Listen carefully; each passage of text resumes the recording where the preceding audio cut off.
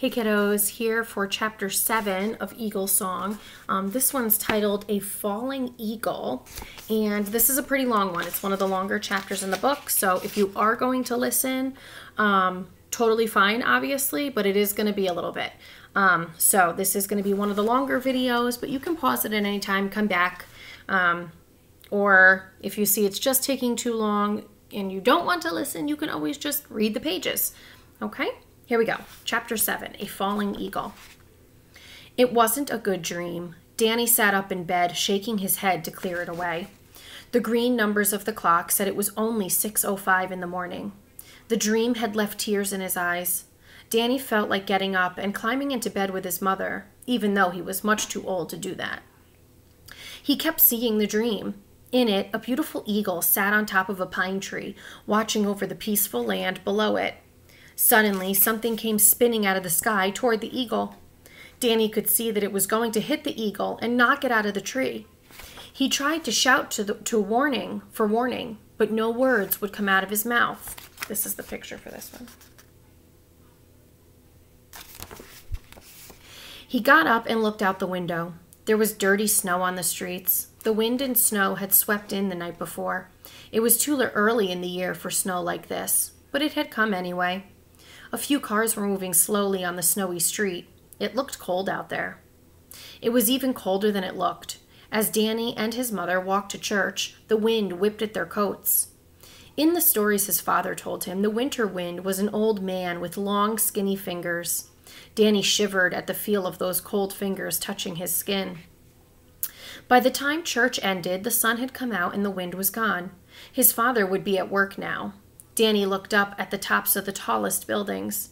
He imagined men working up there, guiding the steel girders into place and connecting them together. They would use long-handled spud wrenches, like his father's, to turn the big steel bolts. By the late afternoon, the wind had come back again. The sun was hidden behind a dark cloud, and more snow was falling. Danny watched out the window, wondering what the weather was like near Philadelphia. On the map in his classroom, it was further south than New York City. Maybe it was warmer there. It probably wasn't snowing. Danny thought again about his dream and then pushed it out of his mind. The phone rang and Danny jumped. He ran into the other room, but his mother had already taken it off the wall. "Yes, this is Sally Bigtree."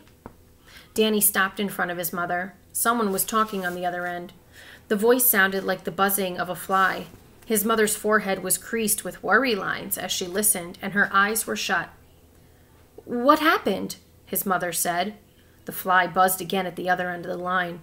"I don't care about that. Is he all right?" His mother turned her back to Danny and leaned her head against the wall.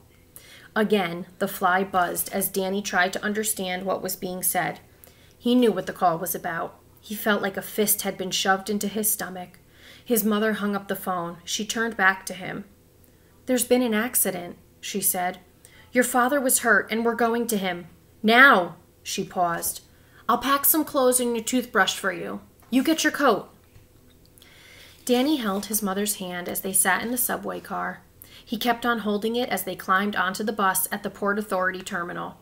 The rumble of the wheels under their seat was comforting to Danny.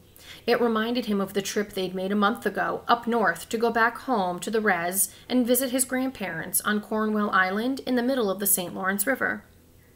As they sat in the bus, neither of them said much.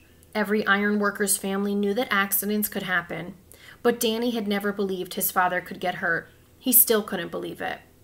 "He'll be okay, right, Mom?" "That's right, Danny," his mother said, but he could hear the worry in her voice.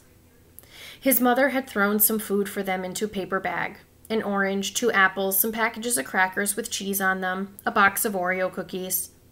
Every half hour they would eat something. By the time the bag was empty, it was late. Danny leaned his head against his mother's shoulder. He didn't want to fall asleep. He was afraid he would dream again. But he was very tired, and so he closed his eyes. When he opened them again, there were lights all around the bus, and it was slowing down. "Philadelphia," his mother said to him. The wind was blowing in Philadelphia, too, but there was no snow on the ground. They caught a taxi outside the bus terminal.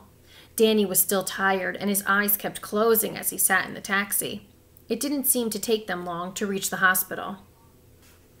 There was a man in coveralls sitting in a chair outside the door of the hospital room they were told to go to. He didn't look Indian, though Danny knew you couldn't ever be sure. Some Mohawks had blue eyes and blonde hair. He stood up. "Hi, Mrs. Bigtree," he said. "Hal Weiser. We met before. I'm Rick's pusher." Danny's mother nodded, and Danny nodded too. He knew that the pusher was the foreman, the man with the blueprints. He and his mother were ready to go into the room and see Danny's father, but this man wanted to talk. He needs to talk, Danny thought. He's okay, you know, Hal Weiser said. What he did was he saved a man's life. It was because of the crane operator. Nobody knew he'd been drinking. I signaled him to raise the load. Hal Weiser pointed his finger toward the ceiling and made a circle with it. Danny knew that signal. His father had taught him all the different hand signals that were used on the job. But instead, what he did was lower the girder. It hit the column and it spun. It would have knocked Elbert Hill right off if your husband hadn't jumped over, just like a cat, onto the girder Elbert was on to pull him back. That spinning girder just grazed Rick, but it was enough to break his leg and knock him off the tower. Hal Weiser was talking louder and moving his hands as he talked. "Never saw nothing like it before. I was watching from 12 stories down." He looked at Danny as if seeing him for the first time. "Your father?" Danny nodded.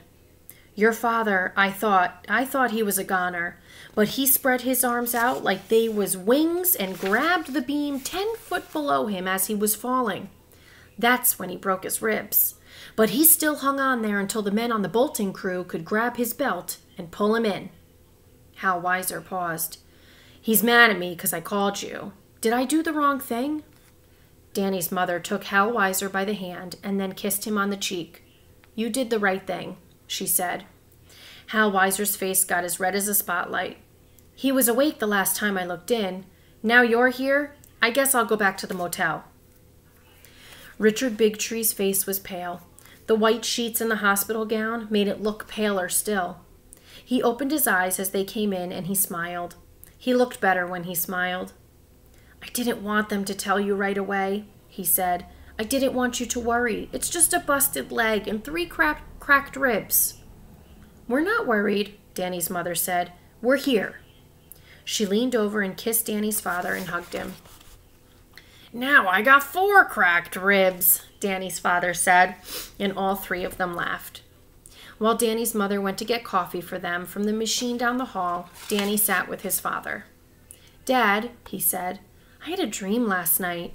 I saw something fall from the sky and knock an eagle out of a tree. It was scary." Danny's father was silent for what seemed to be a long time. Then he nodded and reached his hand out to place it on Danny's chest.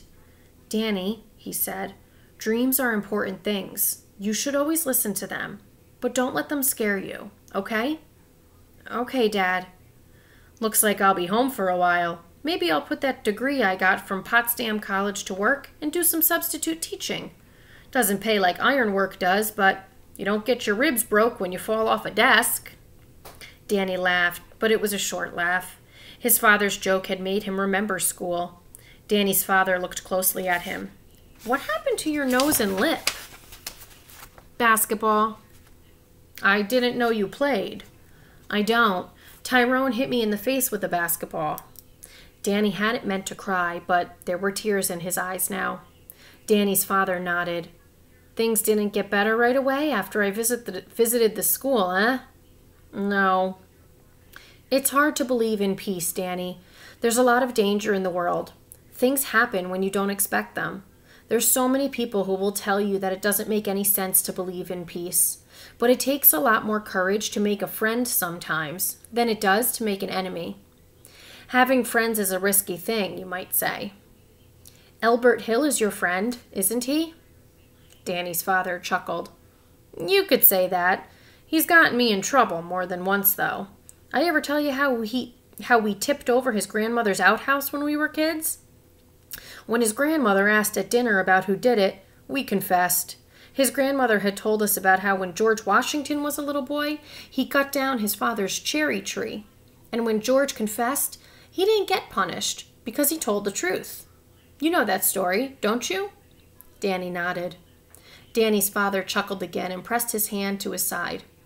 Gotta remember not to laugh with these cracked ribs.